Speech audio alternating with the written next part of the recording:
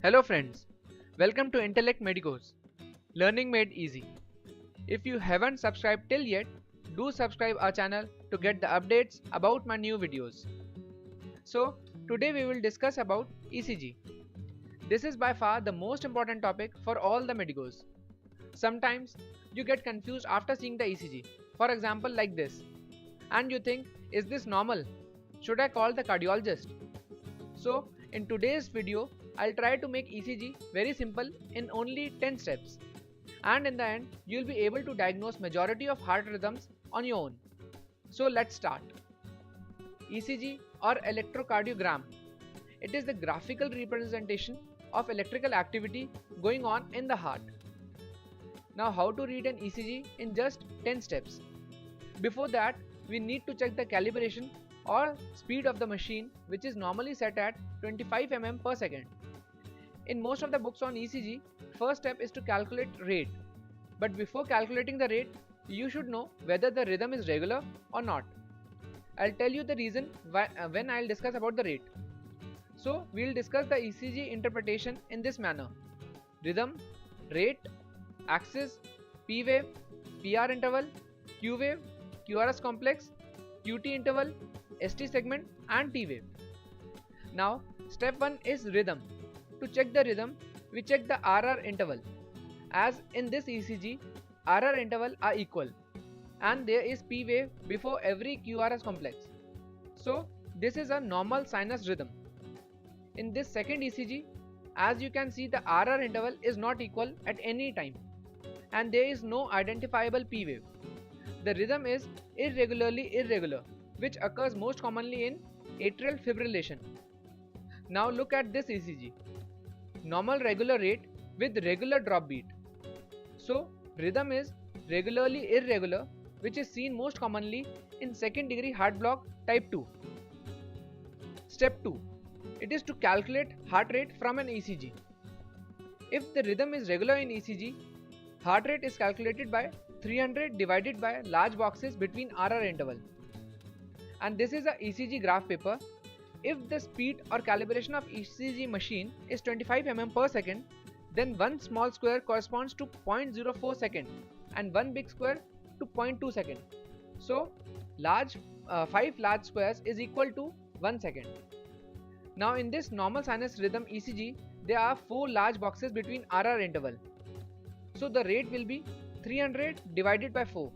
That comes out to be 75 beats per minute. But if the rhythm is irregular on ECG, as in atrial fibrillation, rate is calculated by number of R waves in 6 seconds multiplied by 10 so as to get rate per minute. So in this ECG strip, there are 9 R waves or 9 QRS complexes. So the rate comes out to be 90 beats per minute. So 300 divided by RR interval formula is valid only if the rhythm is regular. That is why we should first see the rhythm and then should calculate the rate accordingly. Now step 3 is to calculate the axis.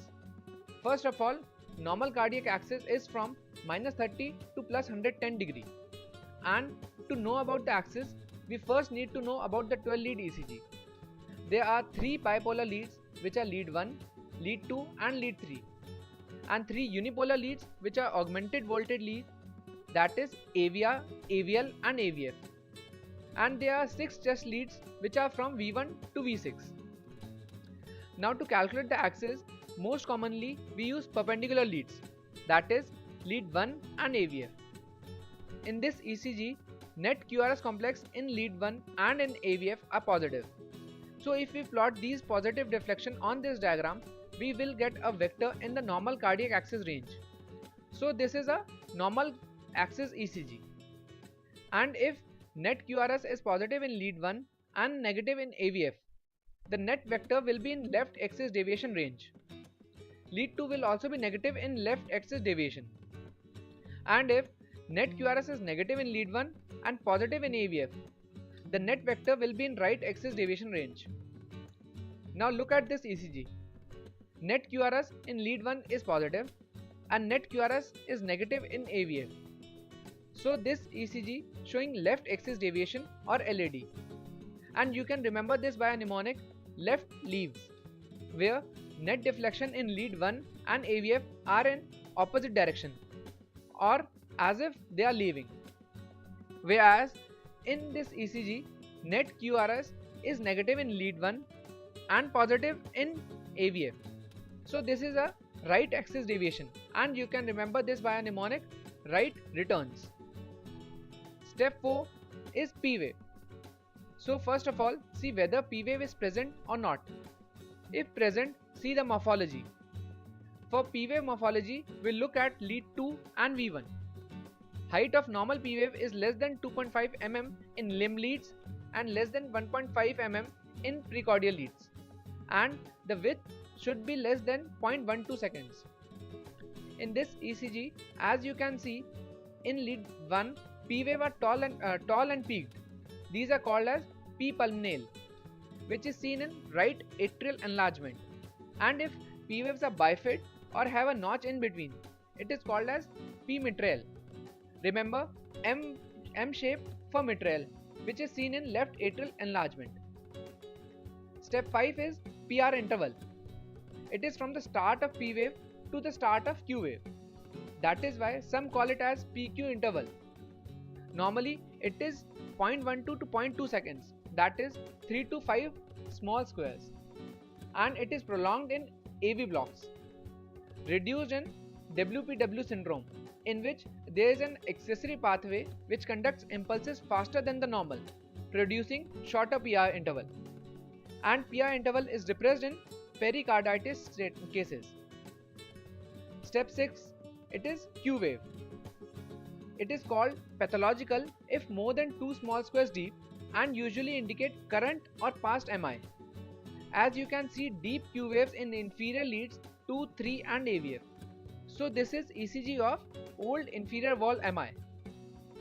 Step 7 is QRS complex. Normally it is 0.08 to 0.12 seconds, that is 2 to 3 small squares. It is widened in ventricular arrhythmias, which can be ventricular ectopic or ventricular tachycardia or ventricular fibrillation or any pathology below bundle of His. QRS is also widened in bundle branch blocks. In RBBV, there is M pattern in V1 and W pattern in V6. You can remember it with a mnemonic MARROW, where double R is for RBB and M in V1, W in V6. Similarly, you can remember ECG of LBB by a mnemonic William, where W pattern in V1 and M pattern in V6 is present. Step 8, it is QT interval. It is from the start of Q wave to the end of T wave. As a rule of thumb, normal QT is less than half the preceding RR interval. An abnormally prolonged QT is associated with increased risk of ventricular arrhythmias, especially Torsades de Pointes. Step 9, ST segment. It is the flat isoelectric section of ECG between the end of S wave, that is the J point, and beginning of T wave. As in this ECG, you can see ST elevation, which could be commonly due to acute myocardial infarction or in pericarditis. If ST elevation is present in V1, V2, then it is septal wall MI. If in V3, V4, then anterior wall MI. If present in lead 1 plus AVL and V5, V6, then lateral wall MI. And if present in 2, 3 AVF, then it suggests inferior wall MI. ST segment depression is seen in NSTEMI, myocardial ischemia, posterior MI, and many other causes. Coming on to last step, that is T wave. It is upright in all leads except AVR and V1. Tall, narrow, symmetrically peaked T waves are commonly seen in hyperkalemia. Broad, asymmetric, peaked or hyperacute T waves, they are seen in early stages of STEMI or ST elevation MI. Inverted T waves are seen in myocardial ischemia or infarction or can be in ventricular hypertrophy.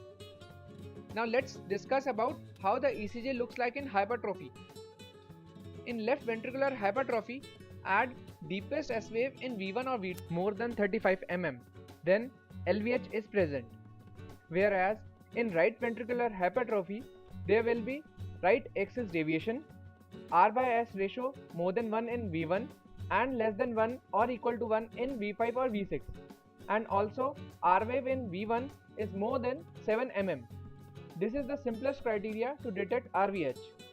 So this is all about ECG. Always think of these 10 steps in this manner and you will be able to detect majority of arrhythmias very easily. And guys, if you like the content and information of this video, do like, share and subscribe our channel, and also feel free to comment about the video or if you have any doubts about the topic. Thanks.